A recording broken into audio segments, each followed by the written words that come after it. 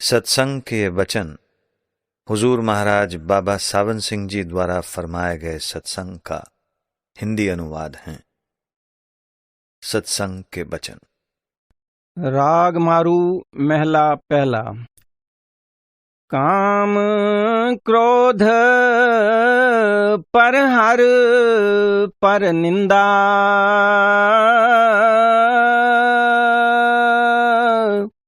लब लोभ ताज हो निचिंदा।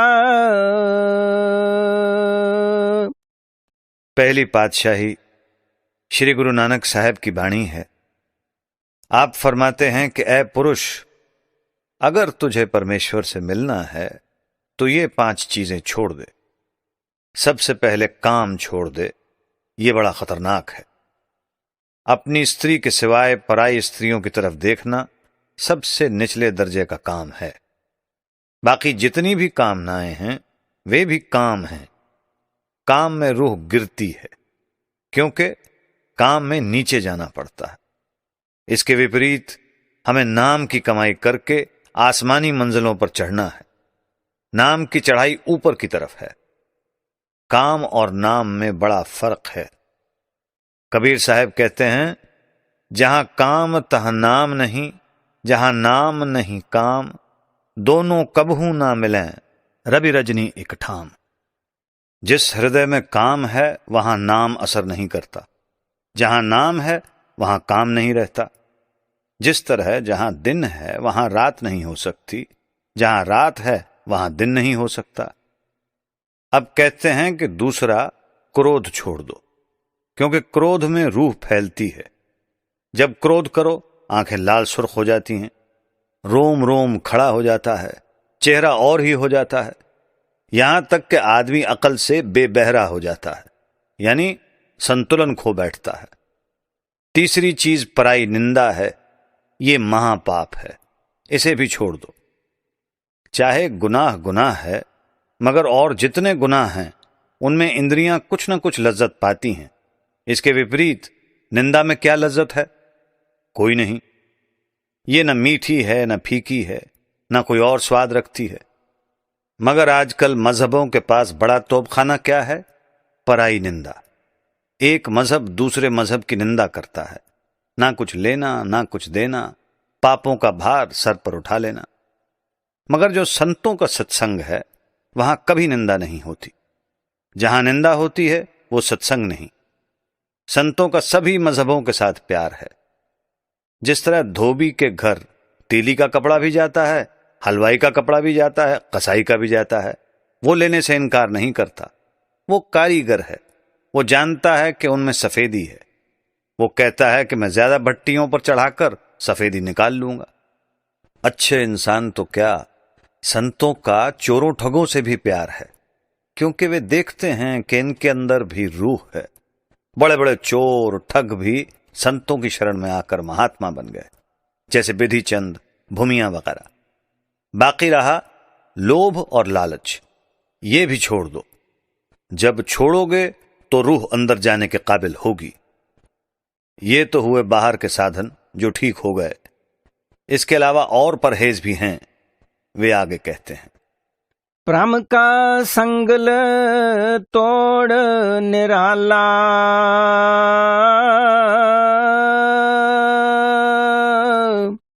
हर अंतर हर रस पाया। हमारे इस वजूद के 4 हिस्से हैं, पिंड, अंड, ब्रह्मांड और सचखंड। जो सचखंड है वो लाफानी देश है। वो न प्रलय में गिरता है और न महाप्रलय में। जो अभ्यास करके एक बार वहां पहुंच जाए वो न कभी जन्म लेता है, न मरता है, न आता है, न जाता है। जो पिंड है इसमें 6 चक्र हैं। जो नाम मुक्तिदाता है वो इनमें नहीं, इनमें देवी देवता हैं। योग शास्त्र, अष्टांग योग और अन्य ग्रंथ पढ़कर देखो, वे कहते हैं कि मूल चक्र में गणेश है, इंद्रिय चक्र में ब्रह्मा है, नाभि चक्र में विष्णु है, हृदय चक्र में शिव है, कंठ में शक्ति है, और आप आंखों के पीछे बैठे हुए हो। ये सब देवी देवता आपसे नीचे के चक्रों में बैठे हुए हैं। अगर योगियों ने इन 6 चक्रों को तय किया है तो सिर्फ वर्णात्मक नाम जप कर, मगर जो नाम मुक्ति देता है वो लिखने पढ़ने में ना आने वाला कानून और ना बोली जा सकने वाली भाषा है, जो सारी दुनिया की एक ही है। आदमी जर्मनी का हो या रूस का हो, इंग्लैंड का हो या किसी और मुल्क का, वहां किसी मुल्क का सवाल नहीं। इसी तरह वहां कोई भाषा नहीं। वेद शास्त्र और दूसरा जितना लिटरेचर है सारा भाषा में है, लफ्जों में है। इसलिए कहते हैं कि इनमें नाम नहीं, नाम की महिमा है। नाम तुम्हारे अंदर है। ये वेद शास्त्र और अन्य ग्रंथ कह रहे हैं कि नाम तुम्हारे अंदर है, मगर जब तक हम 9 दरवाजे खाली करके ऊपर ना जाएं वो नहीं मिलता। कहते हैं दोनों आंखों से नीचे नीचे सारा ब्रह्म चक्र है। जो देवी देवता हैं वे अपना काम कर रहे हैं। हिंदू कहते हैं कि विष्णु पालता है। जो खुराक हम खाते हैं वो मैदे में जाती है। मैदे में रगें लगी हुई हैं, कोई कानों को जाती है, कोई आंखों को, कोई दिमाग को, कोई मुंह को। इसी तरह कोई कहां कोई कहां। जब वो खुराक हजम होकर खून बनता है तो वो रगों के जरिए जिस्म के हर हिस्से को पहुंचता है। मानो विष्णु अपना काम करता है। लेकिन वो हिंदुओं को ही नहीं पालता, बल्कि मुसलमानों को भी पालता है, ईसाइयों को भी पालता है और दूसरे मजहब वालों को भी पालता है। अब कहते हैं कि जब आप इस भ्रम के चक्र से ऊपर आओगे तो अंदर रोशनी हो जाएगी और नाम मिल जाएगा। स्थूल शरीर से संबंध टूट जाएगा और आप सूक्ष्म देश में आ जाओगे। जब आप एकाग्र होकर आंखों से ऊपर आ गए तब आपको यूं मालूम होगा कि आपका शरीर के साथ कोई संबंध नहीं, बल्कि यह शरीर अलग हो जाएगा। सबसे पहले तारामंडल आएगा, फिर सूरज और चंद्रमा आएंगे। वेद इसे ही देवों और पितरों का मार्ग कहते हैं। जब इन्हें छोड़कर और ऊपर आ जाओगे तो आगे सतगुरु खड़ा है। फिर सतगुरु से नाम के बाकी दर्जों का पता लगेगा। निस दामन ज्यों चमक चंदायन देखे,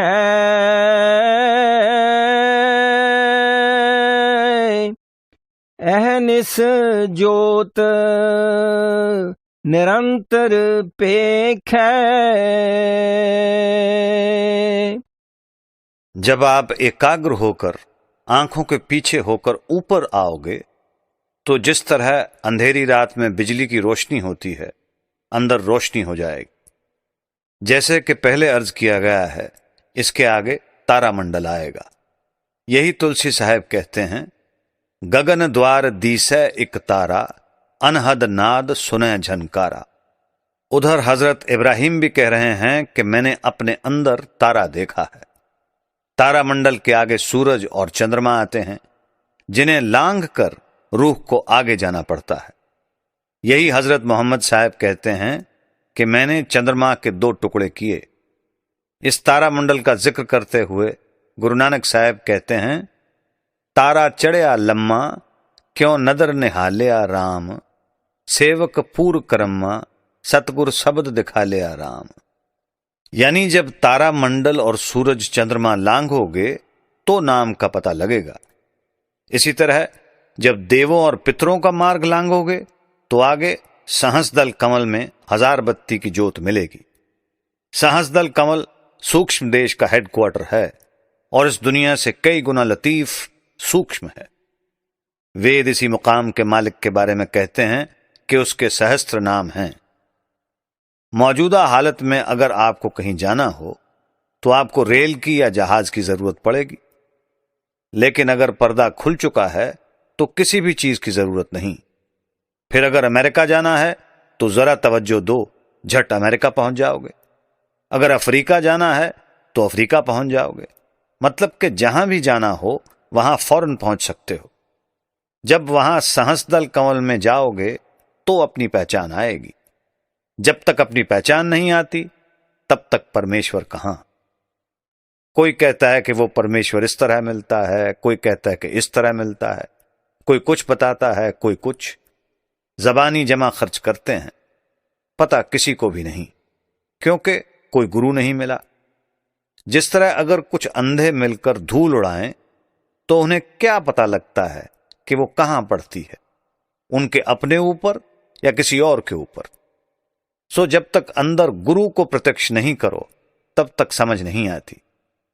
ये जो हमारे ठाकुर द्वारों या धर्मशालाओं में आरती होती है, ये क्या है? जब ऋषि मुनि अभ्यास करके अंदर गए तो उन्होंने देखा कि वहां आरती हो रही है, हजार बत्ती की ज्योत जल रही है, त्रिलोकी का मालिक निरंजन बैठा हुआ है। जब उन्होंने हमें अंदर ले जाने के लिए जिक्र किया तो हमें अंदर तो क्या जाना था, बाहर दिए की ज्योत जला ली और कांसे और पीतल के घंटे और शंख बना लिए। अब कहते हैं कि जो सच्ची धर्मशाला और सच्चा ठाकुर द्वारा है वो आदमी के अंदर है। आनंद रूप अनूप स्वरूपा गुरपुरै देखाया। ये अजीब और समझने वाली बात है कि गुरु क्या है। लोग शरीर को गुरु कहते हैं, मगर शरीर गुरु नहीं। शरीर फना है, ये ना गुरु का रहने वाला है ना शिष्य का, दोनों को ही फेंक देना है। जब तारा मंडल और सूरज चंद्रमा लांघ कर जाओगे तो गुरु मिलेगा। जब आप उसे एक बार अंदर प्रत्यक्ष कर लोगे तो वो सारी उम्र आपके साथ रहेगा। जब अंदर गुरु आ जाएगा तो वो कहेगा पकड़ो नाम को और ऊपर चलो। चाहे किसी कौम के होकर जाओ, किसी मजहब के होकर जाओ, जो रूहानी राह है वो सबके लिए एक ही है। जब तक हम वजूद में बैठे हैं, हमारे अलग अलग ख्याल, अलग अलग मजहब, अलग अलग सोसाइटियां हैं। अंदर बड़ा अजीब इंतजाम है और आपकी दौलत है। जो अंदर गुरु का स्वरूप है वो अति सुंदर और अति प्यारा है। आदमी गुरु को मिले बगैर आंखों तक जा सकता है, मगर आगे नहीं जा सकता। जब तक पूरा गुरु ना मिले उसका नूरी स्वरूप भी अंदर नहीं आएगा। जो खुद अंदर नहीं गया वो दूसरे को कैसे ले जा सकता है? इसीलिए कहते हैं कि पूरा गुरु हो, कामिल मुर्शिद हो। मैं कहता हूं कि चाहे उसकी तलाश में एक जन्म भी लग जाए, परवाह नहीं। जब पूरा गुरु मिल जाए फिर तहकीकात करने की जरूरत नहीं। आपके सत्संग में बहुतेरे स्त्री और पुरुष ऐसे हैं जिनके गुरु हर वक्त साथ रहता है। सतगुरु मिलो आपे प्रभ तारे ससिकर सूर दीपक गणारे। जब आप अंदर सतगुरु के चरणों तक पहुंच जाओ और अपने आप को उसके हवाले कर दो तो वो कहता है कि मालिक के दरबार में चलो। अब सवाल पैदा हुआ कि वे कौन सी राह ले जाते हैं। कहते हैं सबसे पहले तुरिया पद में, इससे उठकर ब्रह्म में, फिर ब्रह्म से उठकर पार ब्रह्म में। ब्रह्म के देश में सुबह के सूरज जैसी रोशनी है और पार ब्रह्म के देश में कार्तिक की पूर्णमासी की तरह रोशनी है। हालांकि उसका नमूना कोई नहीं, फिर भी समझाने के लिए कहना पड़ता है। कहते हैं बाहर के 12,000 सूरज इकट्ठे करो तो ब्रह्म के एक सूरज की रोशनी बनती है। जब तक सतगुरु साथ ना जाएं, ये अंदर एक कदम भी नहीं जा सकता। सतगुरु पूरा होना चाहिए। इसके विपरीत जिन्हें पूरा सतगुरु नहीं मिला तो जहां तक वो खुद जाता है वहां तक अपने सेवकों को पहुंचाकर चुप हो जाता है। अगर कोई उस्ताद एंट्रेंस तक पढ़ा हुआ है तो वो अपने शागिर्दों को एंट्रेंस तक पढ़ाकर चुप हो जाएगा। इसीलिए संत कहते हैं कि कामिल मुर्शिद हो। अब गुरु नानक साहब कहते हैं कि सतगुरु इस राह ले जाते हैं। फिर एक सत्संगी ने पूछा, हुजूर ससिकार सूर दीपक गैणारे का क्या मतलब है? महाराज जी ने फरमाया, आपके अंदर पहले दीपक यानी ज्योत आएगी, फिर जब सहस्दल कमल को तय करके ब्रह्म में पहुंचोगे तो सूर यानी सूरज मिलेगा, और जब पार ब्रह्म में पहुंचोगे तो शशि यानी पूर्णमासी का चंद्रमा नजर आएगा। सत्संगी ने कहा, हुजूर घर के मायने वजूद हैं? महाराज जी ने फरमाया, हां और क्या, ये सारी दौलत हमारे अंदर ही है। क्या कहते हैं गुरु नानक साहब, कर में कर दिखाए दे सो सतगुर पुरख सुजान, पंच शब्द तुनकार तुन तह बाजे शब्द निशान। जो आपका घर यानी सचखंड है वो इसी घर यानी वजूद के अंदर है। यही वेदों में भी लिखा है कि आवित वर्णम। फिर सत्संगी ने पूछा, हुजूर ब्रह्म का रंग कैसा है? महाराज जी ने फरमाया, ब्रह्म का जो नूर है हम उसे बयान नहीं कर सकते, फिर भी इशारे के तौर पर सुबह के सूरज जैसा कहा है। गुरबाणी में भी यही आता है, एक कोसरो सिधि करत लाल तब चतुर पातरो आयो, कि पहले स्थान को तय करके जब दूसरे स्थान त्रिकुटी पर पहुंचे तो उसका प्रकाश लाल है और वहां 4 दल का कमल है। ऋषियों ने चारों महावाक्य वहीं से लिए हैं। देख अदिष्ट रहो लिव लागी,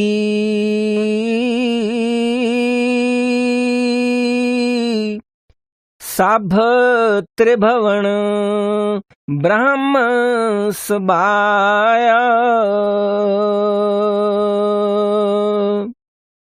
अब शिष्य पूछता है कि जी वो सूरज चंद्रमा और वो देश दृश्यमान हैं? तब गुरु साहब जवाब देते हैं कि नहीं, वे अदृष्ट हैं, वे इन आंखों का मजमून नहीं।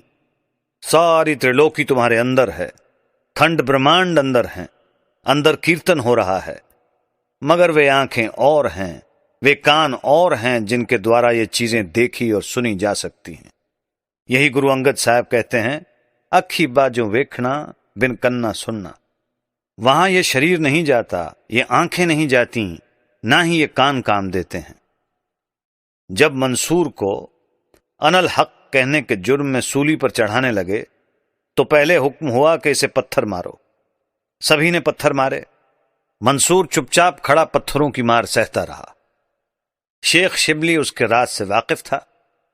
उसने सोचा कि अगर मैंने पत्थर मारा तो इसे लगेगा, और अगर मैं नहीं मारता तो शाही गुस्सा नाजिल होता है, यानी मुझ पर उतरता है। यह सोचकर उसने एक फूल मारा तो मंसूर कहता है, हाय हाय, जितनी तकलीफ तेरे फूल से हुई है इतनी इनके पत्थर मारने से नहीं हुई, क्योंकि तू मेरे राज से वाकिफ था, मगर ये लोग नावाकिफ हैं। आखिर उसके हाथ काटे गए। कहता है, मुझे इन हाथों की जरूरत नहीं, क्योंकि मेरे पास वे हाथ हैं जिनके जरिए मैं अर्श यानी आसमान के कंगूरे पर चढ़ता हूं। फिर पैर काटे तो कहता है, मुझे इन पैरों की भी जरूरत नहीं, क्योंकि मेरे पास वे पैर हैं कि अगर मैं चाहूं तो एक यहां और दूसरा मालिक की दरगाह में। फिर आंखें निकाली तो कहता है, मुझे इन आंखों की जरूरत नहीं, क्योंकि मेरे पास वे आंखें हैं जो बका यानी अविनाशी को देखती हैं। इसके विपरीत ये फना यानी नाशवान को देखती हैं। आखिर जब जबान काटने लगे तो कहता है, जरा ठहर जाओ और मुझे रब का शुक्र कर लेने दो। अब कहता है कि हे परमेश्वर, मेरी ताकत नहीं थी कि मैं इस इम्तिहान में पास हो जाता। ये तेरी बढ़ाई है कि तूने फेल नहीं होने दिया। जिस तरह कुम्हार मिट्टी को गूंथकर चाक पर चढ़ाकर उसका घड़ा बनाता है, बाहर से वो उस पर थाप मारता है मगर अंदर मदद देता है, इसी तरह तू बाहर से तो इम्तिहान ले रहा है मगर अंदर तूने अपना हाथ रखा हुआ है। इसीलिए तेरा शुक्र है, शुक्र है, शुक्र है। आओ जल्लादो, जबान काट लो। कहते हैं, आप ज्यों-ज्यों अंदर रूहानी मंडलों पर चढ़ते चले जाओगे, त्यों-त्यों शांति, खुशी और प्रेम बढ़ता चला जाएगा। सारी त्रिलोकी, ब्रह्म, पार ब्रह्म, मतलब कि सब कुछ आपके अंदर है, लेकिन है अदृष्ट। अमृत रस पाए तृष्णा पौ जाए, अनुभव पद पावे आप गवाए। हर एक आदमी के अंदर अमृत बरस रहा है। वो भले इंसान तो क्या, चोरों, ठगों, दुराचारियों और दूसरे ऐब पाप करने वालों के अंदर भी है, मगर आंखों के पीछे पर्दा लगाकर सबको बाहर निकाला हुआ है। ना इन्हें उस अमृत का इल्म है, ना ये कोशिश ही करते हैं। वो अमृत माया पी जाती है, काम क्रोध पी जाते हैं। हालांकि इनकी अपनी जायदाद है, मगर ये शराबों, कबाबों और दूसरे भोगों में लगे हुए हैं। इसके विपरीत अगर ये उस अमृत को पीते तो इनका जन्म मरण खत्म हो जाता, काम क्रोध सो जाते, माया मर जाती। मन लज्जत का आशिक है और अमृत के बराबर और कोई लज्जत नहीं। करोड़ों किताबें पढ़ लो, मन काबू में नहीं आता। इस दुनिया की करोड़ों लज्जतें दो, मन संतुष्ट नहीं होता। अब यहां मन और रूह जुड़े हुए हैं। जब तक मन जाकर इस अमृत को नहीं पीता, रजता नहीं, तृप्त नहीं होता, रूह आजाद नहीं होती। जिस वली, जिस अवतार, जिस महात्मा ने मन को काबू में किया है, इसी लज्जत से, जब मन वश में आ गया, फिर आशा तृष्णा मर जाती है और जो जन्म मरण का खौफ है वो नहीं रहता। हमारा मन भी महदूद यानी सीमित है और बुद्धि भी महदूद है, मगर जो ये दौलत है, मन और बुद्धि दोनों से परे है। जब अनुभव खुलेगा, फिर ये मैं नहीं कहेगा, बल्कि तू तू कहेगा। उस अमृत को पीकर इसकी हालत ही और हो जाएगी। ऊंची पदवी ऊंचो ऊंचा,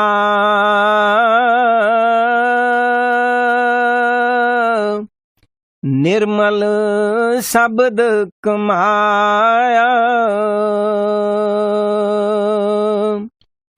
कहते हैं जीते जी ब्रह्म पार ब्रह्म में पहुंचना ऊंची से ऊंची अवस्था है। अब सवाल पैदा हुआ कि मिलती किस तरह है? तो गुरु साहब जवाब देते हैं कि आपके अंदर है, जिसे गुरबाणी भी कहते हैं।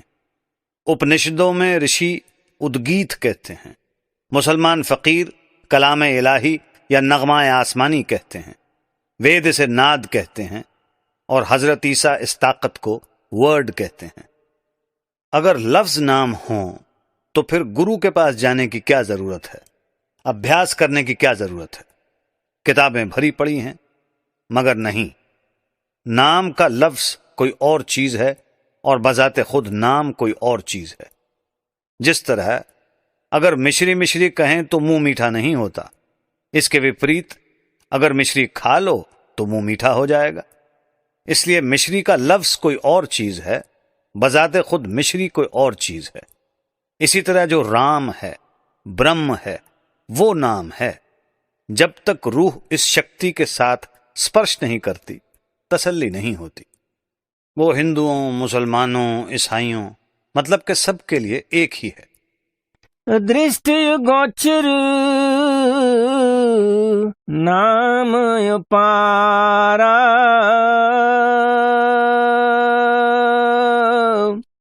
अति रस मीठा नाम प्यारा। कहते हैं वो नाम अदृष्ट है, इन आंखों से देखा नहीं जाता, अगोचर है, मन बुद्धि वहां नहीं पहुंच सकते। अति मीठा और अति प्यारा है, सबके अंदर है। मगर जिन्होंने मेहनत करके पर्दा खोल लिया, वे इससे फायदा उठा गए, जन्म मरण खत्म कर गए। बाकी खाली आए और खाली चले गए। उस ताकत को नाम कहते हैं। नानक को जुग जुग हर जस दीजै,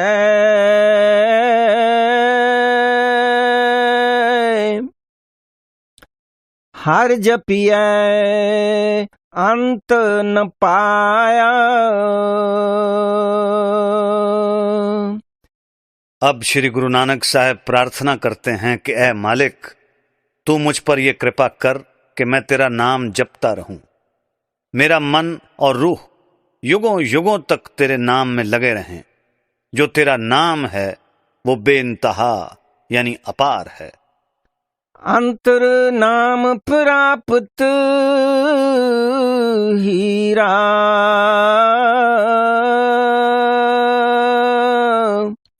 हर जपते मन मन ते तीरा। जो अंदर की कैफियत है उसे बयान करने के लिए लफ्ज नहीं मिलते। अब यहां गुरु नानक साहब नाम की हीरे से तुलना करते हैं, क्योंकि दुनिया की कीमती से कीमती चीज हीरा है। अब हीरा मिट्टी है, पत्थर है, मगर नाम तो नाम है, वो ला बयान है, बयान में नहीं आ सकता। सो कहते हैं जब गुरु के दिए हुए नाम को जपने से वो हीरा रूपी नाम अंदर प्रत्यक्ष हो जाए तो मन से मन धीरज पा जाता है। मन की 3 हालतें हैं, या यूं कह दो कि मन 3 हैं। पहला पिंडी मन है, इसकी वासनाएं मैली हैं। आगे अंडी मन है, वासनाएं तो इसकी भी कुछ ऐसी ही हैं, मगर वो दाना यानी सयाना दुश्मन है। इससे आगे निज मन है। मतलब यह है कि जब आप नाम जपोगे तीनों मन एक दूसरे से धीरज पा जाएंगे, शांति आ जाएगी। यही बाबा फरीद साहब कहते हैं, फरीदा शक्कर खंड निवात गुड़, माख्यो मांझा दुध, सब्बे वस्तु मिठियां रब न पुजन तुद। शक्कर मीठी है, खांड मीठी है, मिश्री मीठी है, गुड़ मीठा है, शहद मीठा है, दूध मीठा है, मगर जो लज्जत नाम की है वो इनमें नहीं है। वो नाम तुम्हारे अंदर है। दो घट घट भाव भंजन पाइए,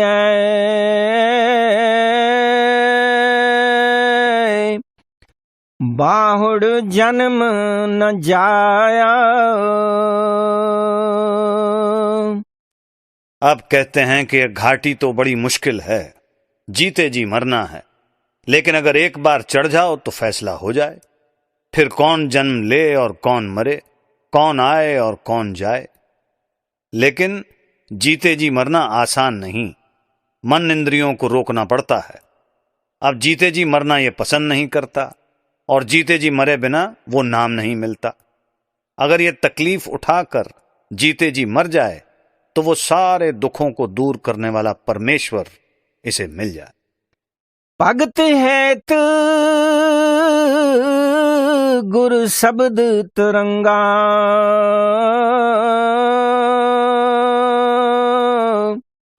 हर जस नाम पदार्थ मंगा।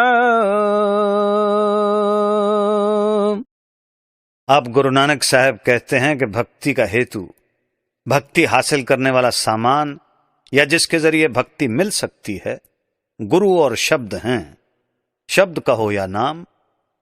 गुरु के बिना नाम नहीं मिलता और नाम बिना अंदर पर्दा नहीं खुलता। दोनों लाजिम मलजूम यानी जरूरी हैं। जब गुरु मिलेगा वो कहेगा कि ना बाल बच्चे छोड़, ना काम काज छोड़, ना कौम मजहब छोड़, बल्कि रोज रात को 2 घंटे लगाकर अंदर पर्दा खोल ले। जो संतों का मार्ग है बड़ा पुरअमन यानी शांतिमय है, मगर हम अलग अलग टोलियां यानी समुदाय बना लेते हैं। अगर सारे मजहबों वाले अंदर चले जाएं तो लड़ने लायक ही ना रहें। अब कहते हैं कि हे परमेश्वर, मेरी ख्वाहिश गुरु और शब्द की है, तू कृपा करके मुझे शब्द के साथ जोड़ दे, क्योंकि गुरु के बगैर शब्द नहीं और शब्द के बगैर मुक्ति नहीं। हर पावे गुरु मेल मिलाए,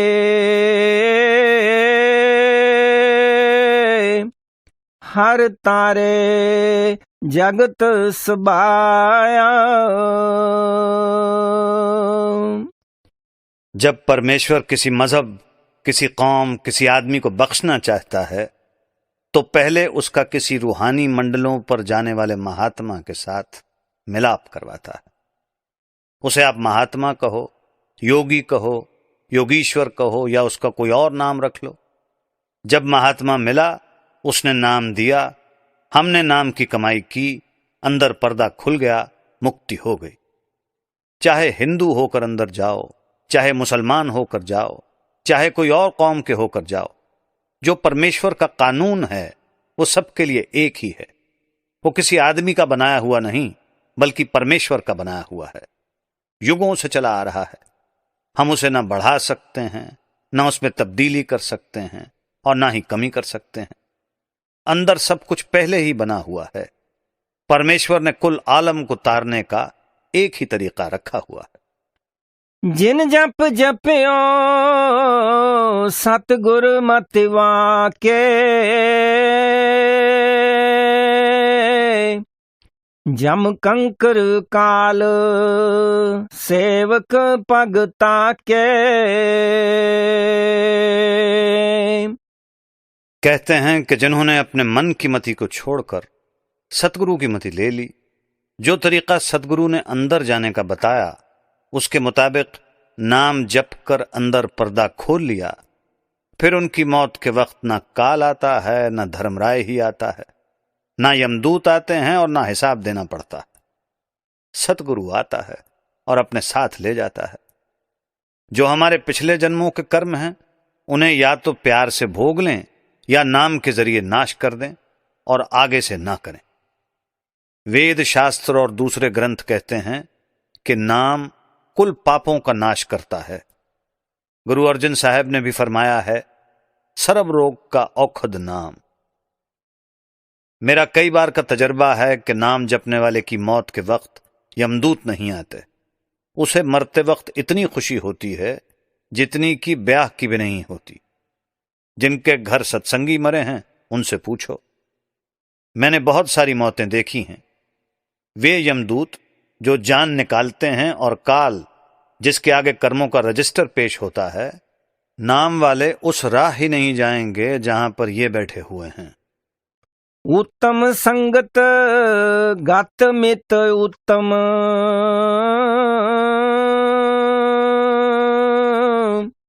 जग पाओ जल पार तराया।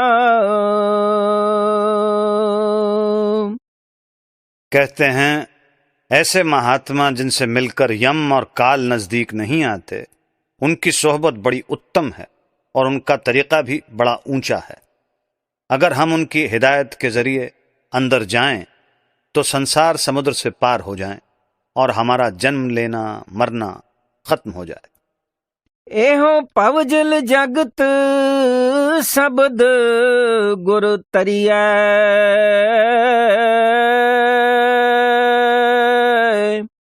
अंतर की दुविधा अंतर जरिया। अब गुरु नानक साहब फिर उस मजमून को दोहराते हुए कहते हैं कि संसार रूपी समुद्र से तरने के लिए दो ही चीजें हैं, एक गुरु, दूसरा शब्द। जो महात्मा अंदर जाता है वही हमें ले जा सकता है। वो हमें नाम दे, हम नाम की कमाई करें। जितने महात्मा अंदर गए हैं नाम या शब्द की कमाई करके। गुरु के बगैर शब्द नहीं मिलता और शब्द के बगैर अंदर पर्दा नहीं खुलता। वो शब्द गाने बजाने वाला नहीं, बल्कि लिखने पढ़ने में ना आने वाला ज्ञान है। सारे खंडों ब्रह्मांडों की जानों की जान है। उसे हासिल करने के लिए बाहर जाने की जरूरत नहीं।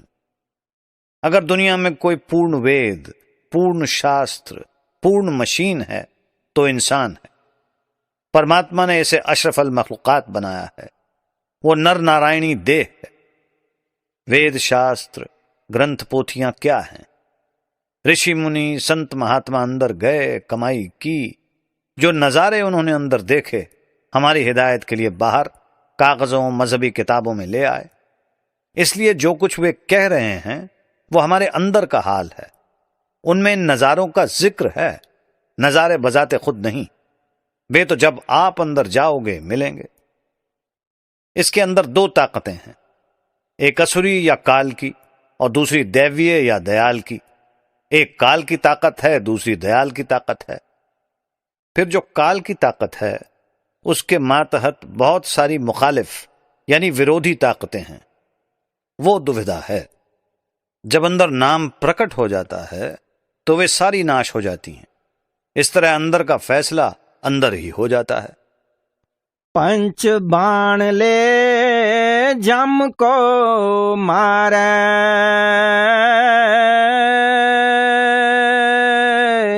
गगनंतर तणख चढ़ाया।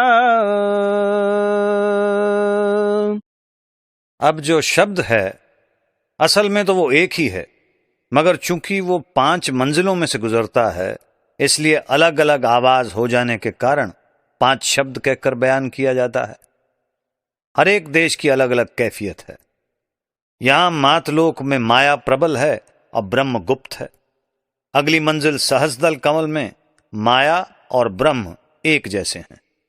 दूसरी मंजिल त्रिकुटी में ब्रह्म प्रकट और माया गुप्त है, और इससे आगे जाओ तो ब्रह्म ही ब्रह्म है। सो अलग अलग देशों में से गुजरने के कारण 5 शब्द कहे जाते हैं, वरना शब्द तो एक ही है। अब कहते हैं कि शब्द कमान है और जो 5 धुनें हैं ये 5 तीर हैं। जब आप शब्द की कमाई करोगे तो काल और महाकाल की ताकत नहीं कि आपके नजदीक आ सकें, और जो रिद्धियां सिद्धियां हैं सारी दूर भाग जाएंगी। साकत नर शब्द सुरत क्यों पाइया,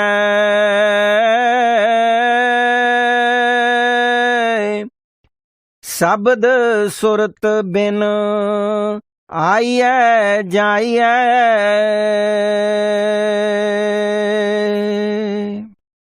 अब ये जो तरीका है युगों युगों से चला आ रहा है। यही सतयुग में था, यही त्रेता में था, यही द्वापर में था और यही कलयुग में है। कहते हैं जो अंदर नहीं गए, पिंड को छोड़कर ब्रह्मांड पर नहीं चढ़े, उनका जन्म मरण उसी तरह जारी रहा।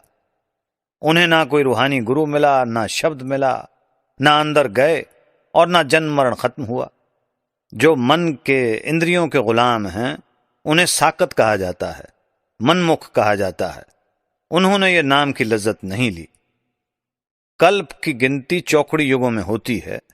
वे कल्प पर्यंत नरकों में सड़ते और 84 के दुख भोगते हैं। इसके उलट जिन्होंने अंदर का पर्दा खोल लिया उन्होंने फायदा उठा लिया। फिर संत ये नहीं कहते कि ये दौलत मरने के बाद मिलेगी, बल्कि कहते हैं कि जीते जी हासिल करो, मरने का उधार नहीं, क्योंकि जो जीते जी अनपढ़ है वो मरने के बाद भी अनपढ़ है। जितने महात्मा हुए हैं सभी यही कह रहे हैं। मौलाना रूम साहब, शमस तबरेज, दादू जी, पलटू जी, तुलसी साहब, कबीर साहब, गुरु नानक साहब, स्वामी जी महाराज, मतलब के सभी का रास्ता 5 शब्द का है। सारे संसार के लिए एक ही कानून है, मगर जो शरीयत वाले हैं उनकी ये राह नहीं। जो अहले शरीयत इस कानून से बेखबर हैं वे जो मर्जी है कह लें, मगर सच ये है कि अगर रूह नाम के साथ नहीं जुड़ी, अंदर पर्दा नहीं खुला, तो जन्म मरण खत्म नहीं होता। नानक गुरमुख मुक्त परायण,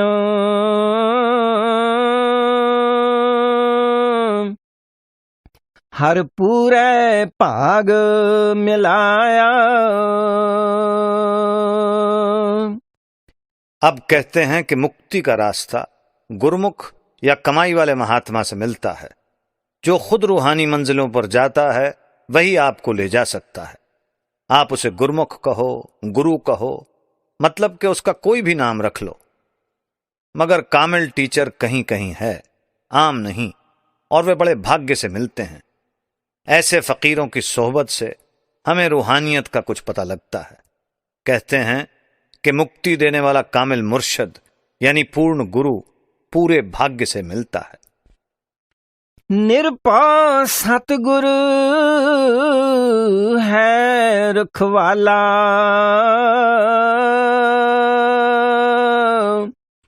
भगति प्राप्त गुरु गोपाला।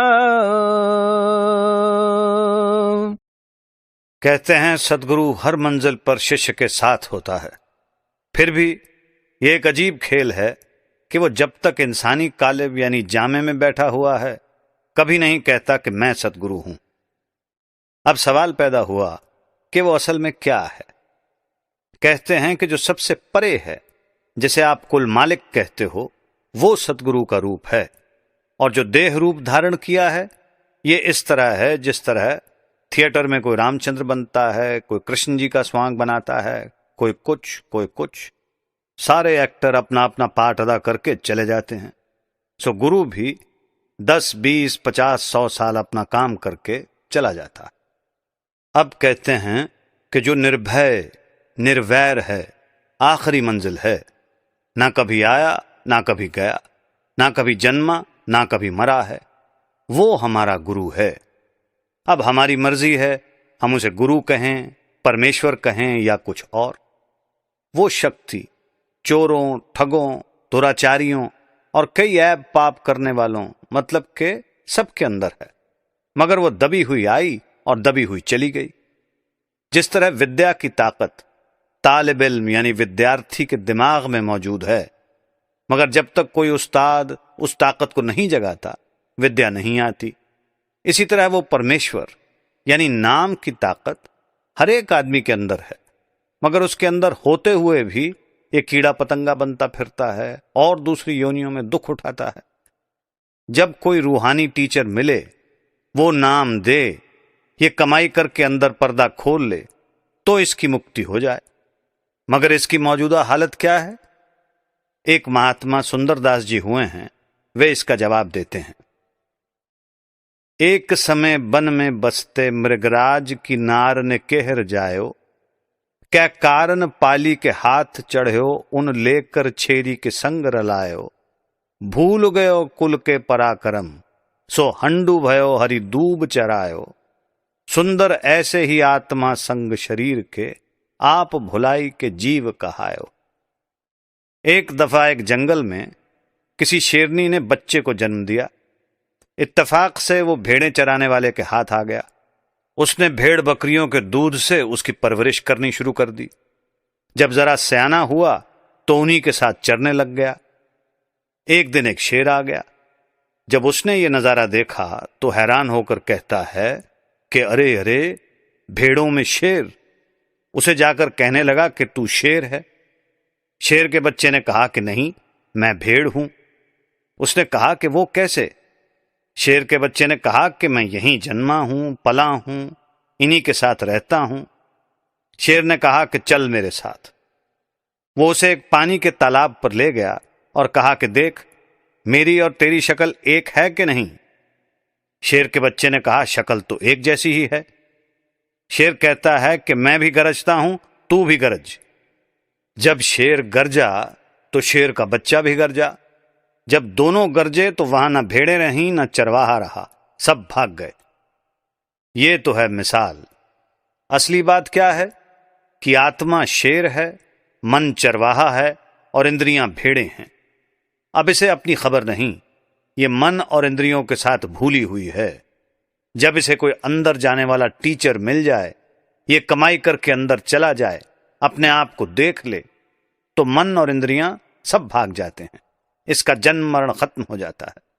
ऋषियों, मुनियों, महात्माओं ने जो वेद शास्त्र लिखे हैं और अन्य ग्रंथ लिखे हैं, उनका मकसद यही है कि यह किसी तरह अंदर चला जाए।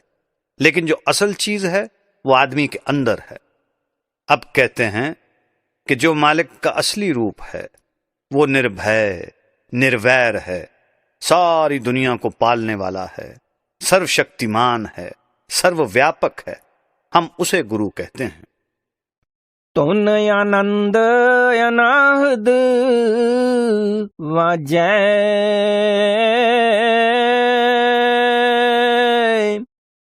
गुर शब्द निरंजन पाया। अब गुरु नानक साहब के आगे शिष्य सवाल करता है कि जैसे आप निर्भय निर्वैर कहते हो, ये तो आपके लफ्ज हैं, जो वो शक्ति है वो दिखाओ।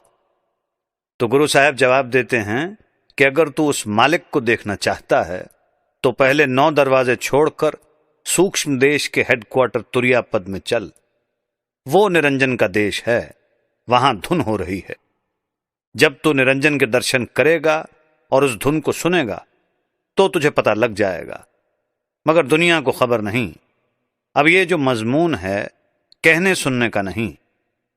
एक मुसलमान फकीर कहता है, कां राख के खबर शुद्ध खबरश बाज ने आमद, कि जिसे उसकी मालिक की खबर मिली फिर उसकी यानी उस महात्मा की खबर नहीं मिली। कबीर साहब कहते हैं, चली पूतली लवण की था सिंधु को लैन, आपे गले पानी भई उल्टी कहे को बैन। नमक की डली समुद्र की थाह लेने गई, पानी में ही गल गई। अब खबर कौन लाए? कोई नहीं। ये विशाल अजीब चीज है, अजीब मजमून है। इससे मीठा मजमून और दुनिया में है नहीं। वो शब्द माया से रहित है, अनाहद है, यानी उसकी कोई हद नहीं। हर वक्त अंदर धुनकारें दे रहा है। वो सारी शक्तियों और सारे आनंद को देने वाला है। निरपासो सिर नाही लेखा,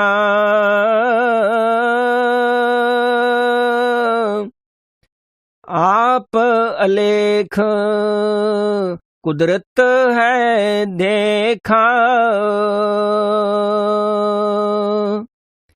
कहते हैं, वो मालिक निर्भय निर्वैर है, स्वयं प्रकाश है और सब चीजें लेखे में हैं, मगर वो लेखे से बाहर है। फिर वो किसी के मातहत नहीं। सवाल पैदा हुआ कि वो रहता कहां है, तो गुरु साहब जवाब देते हैं कि वो हर घट के अंदर है। बाहर जो कुछ है उसकी कुदरत है, मगर दुनिया बाहर देखती है, अंदर नहीं जाती, इसलिए खाली की खाली रहती है। आप अतीत अजोनी संभव,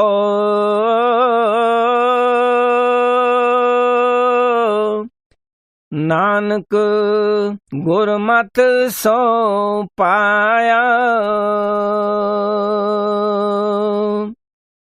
वो परमेश्वर अतीत है। तीत के माने हैं माया। वो माया से रहित है।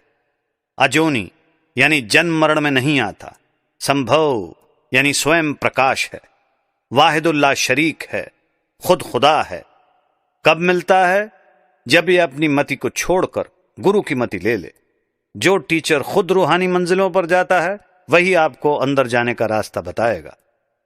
आप उसकी हिदायत के मुताबिक कमाई करके अंदर चढ़ो और अपनी दौलत को संभाल लो। आपकी चीज है और अकाल पुरुष ने आपके लिए ही अंदर रखी हुई है।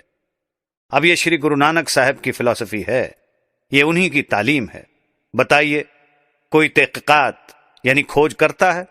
कोई नहीं।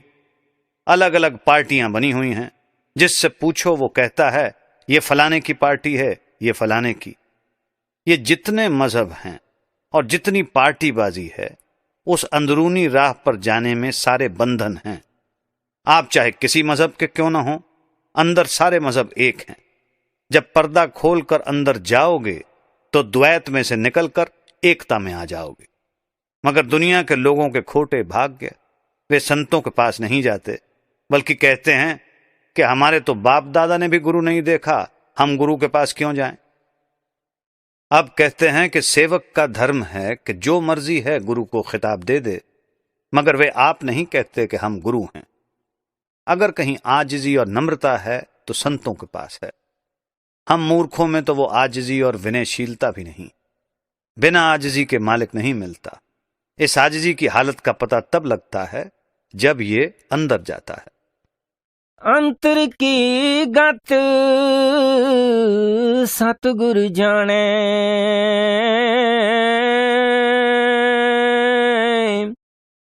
सो निरभौ गुर शब्द पछाणे। अब शिष्य लिहाज नहीं करता, बल्कि प्रश्न करता है कि जिसे आप गुरु कहते हो और जो आपको वहां सचखंड ले जाता है, आप में और उसमें फर्क क्या है? तो गुरु साहब जवाब देते हैं कि कोई नहीं, क्योंकि जब वो शिष्य को साथ लेकर अंदर जाता है तो पहले सबसे आखिरी मकाम के मालिक या सिंध में गुरु जज्ब लवलीन होता है, फिर शिष्य लवलीन होता है। मेरा अपना वाकया है। जब मैंने रुड़की से कॉलेज पास किया तो जो मेरे उस्ताद थे उनकी भी वही डिग्री थी जो मेरी। जब हम यानी मैं और मेरे साथी उन्हें सलाम करके आने लगे तो उन्होंने कहा, आज हम और आप एक जैसे हैं, क्योंकि जो डिग्री हमने पास की थी वही आज आपने पास कर ली है। तुलसी साहब कहते हैं, तुलसी मैं तू जो तजै रहे दीन गति सोई, गुरु नवे जो शिष्य को साध कहावै सोई। इसमें शक नहीं कि हम जीव और वो गुरु एक ही हैं, मगर हमने अभी पर्दा नहीं खोला, इसलिए हम शिष्य हैं और वो गुरु है। फिर भी उन संतों के दिल में कोई फर्क नहीं होता। वे वसीह दिल यानी उदार हृदय, बड़े जिगर वाले होते हैं। ना ही वे कभी अपने पूर्ण होने का दम मारते हैं। अब शिष्य और ऐतराज करता है कि मैं आपको गुरु कहता हूं और अपने आप को शिष्य समझता हूं, और जो निर्भव यानी निर्भय गुरु है वो कौन है? तो गुरु साहब जवाब देते हैं कि जब तक यह अंदर की गति से वाकिफ नहीं होता तब तक यह शिष्य है, और जो इसे अंदर जाने का भेद देता है वो गुरु है। मगर जो आखिरी मंजिल है वहां ना गुरु है ना चेला है, वहां जाकर सब एक हो जाते हैं। वहां पहुंचकर गुरु और शिष्य में फर्क नहीं रहता। महात्मा तो कहते हैं कि आप और वो यानी मालिक एक ही हो। वो मालिक निर्भव है। जो महात्मा अंदर जाता है वो मालिक में लवलीन हो चुका है।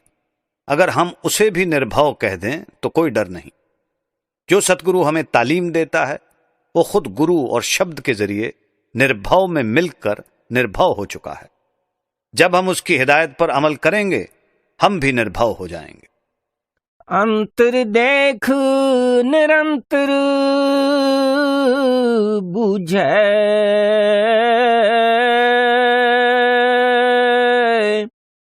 अनंत न मन डोलाया।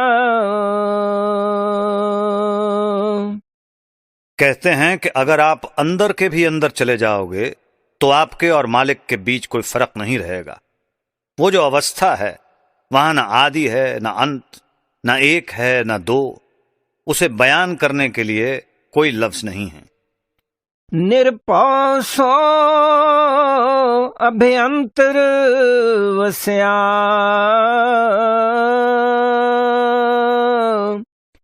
अहनिस नाम निरंजन रस्या। कहते हैं वो निर्भय शक्तिमान मालिक हमें मिल गया। ये हालत कब महसूस होती है? जब ये 9 द्वारों को खाली करके तुरिया पद में पहुंच जाता है और फिर तुरिया पद को छोड़कर गुरु में समाता है। जिस तरह आदमी एमए पास करके किसी पेशे या किसी लाइन में जाने के काबिल होता है, इसी तरह वहां पहुंचकर रूहानियत की अलिफ बे यानी क ख ग शुरू होती है। मगर यहां इसका क्या हाल है? जिस तरह किसी गैस लैंप पर टाट के 10-20 पर्दे चढ़ा दें तो आप उसे रात के वक्त जिस कमरे में भी ले जाकर रखोगे कोई रोशनी नहीं होगी। मगर ज्यों-ज्यों पर्दे उतारते जाओगे पर्दों में से रोशनी की किरणें छन छन कर बाहर निकलनी शुरू हो जाएंगी।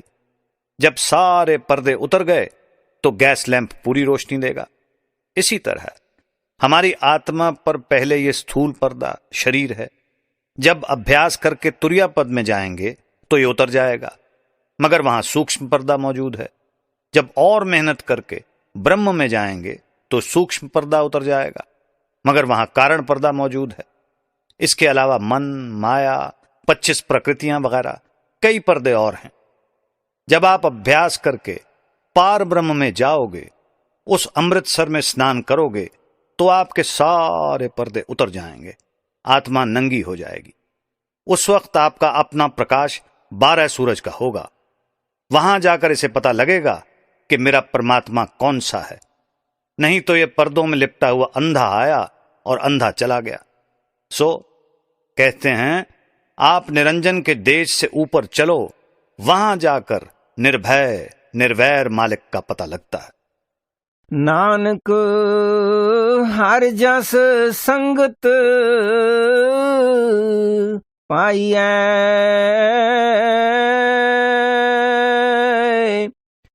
हर सहज सहज मिलाया। कहते हैं सहज समाधि की अवस्था महात्मा की सोहबत और संगति से मिलती है। सहज समाधि कोई छोटी अवस्था नहीं बल्कि त्रिलोकी से परे है। जब आप अभ्यास करके आहिस्ता आहिस्ता अंदर जाओगे सहज समाधि में पहुंच जाओगे। जो सहज समाधि है वो त्रिलोकी में नहीं, वो चौथे पद में जाकर मिलती है। अंतर बाहर सो प्रभ जाने,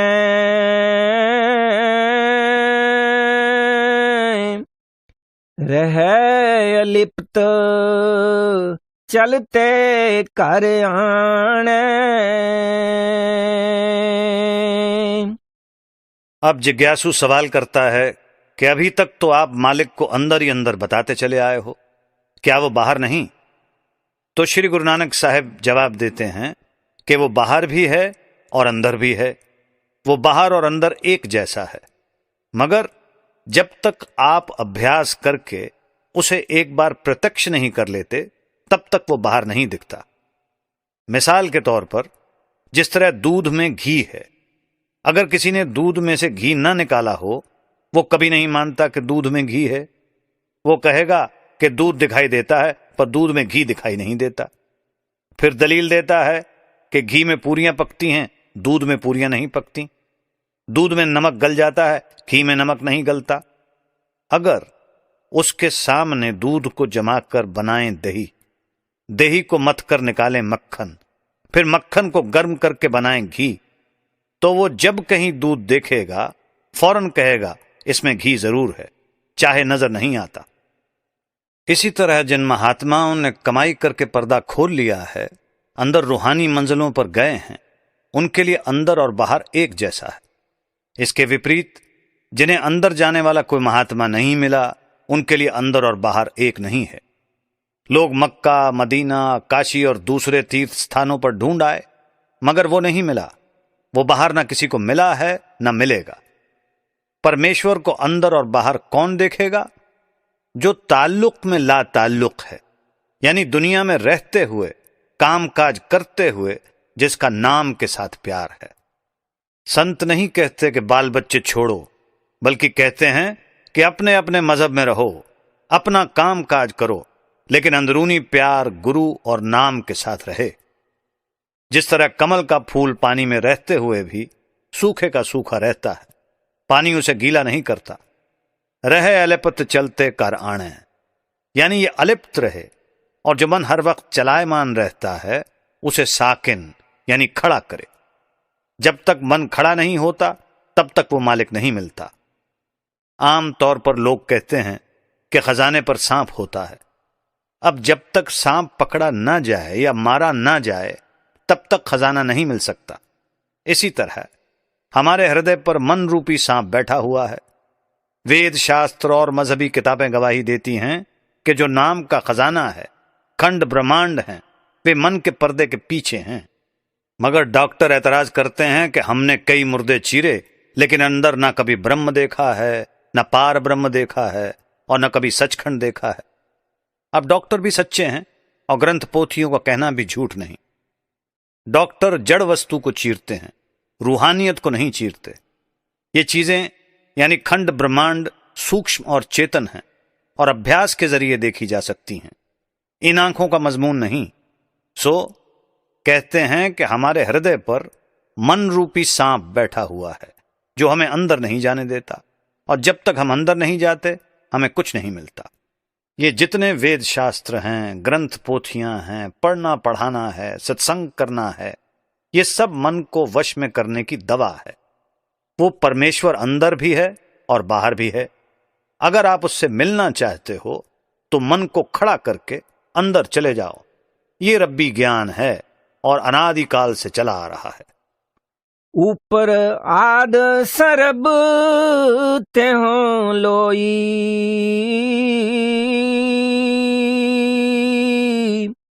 सच नानक अमृत रस पाया।